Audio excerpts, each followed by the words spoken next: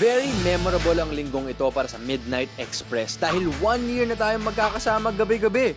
At dahil nalalapit na rin ang kaarawan ng ating pambansang bayani na si Dr. Jose Rizal, gugunitain natin ang mga pagkain malapit din sa kanyang puso sa tulong ng dalawang eksperto.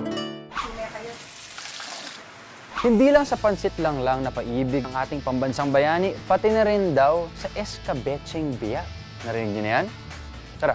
Sa nobelang No Limitangere o Touch Me Not sa Ingles, matatagpuan ang mga itinuturing na comfort food ni Dr. Jose Rizal, kung saan isa na rito ay ang biya. Ayon pa nga sa isang karakter sa Noli, mainam itong i-escabeche. Ito ay pagkain ng mga ordinaryong tao kasi nakukuha ito kung saan-saan lang. Ito lang sa tabi-tabi at mura pa. Si Jose Rizal siguro makukompare natin na siya mapakumbabang tao. Kaya kahit klaseng pagkain, simpleng pagkain ay nagugustuhan niya.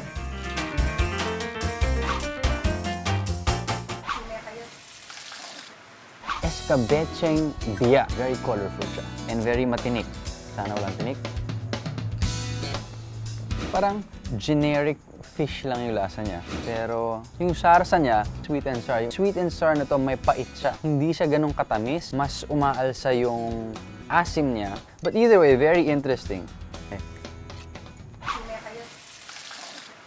Isinilang si Jose Protasio Rizal Mercado y Alonzo Realonda noong June 19, 1861 sa Calamba, Laguna. At ayon sa mga mananalaysay, noong panahong yon, saganang-saganang Laguna Lake sa isdang biya. Kaya naman ang mga lutuing may biya gaya ng escabeche ay isa sa mga madalas pagsaluhan ng kanyang pamilya. Maliban sa mga ginawa ni Jose Rizal para sa ating bansa, nakakainganyo rin na alamin ang mga putahing kinakain niya dahil nakita rin natin ang pagkatao niya dito. Ako po si Mikael Daes. This is Midnight Express. Good night!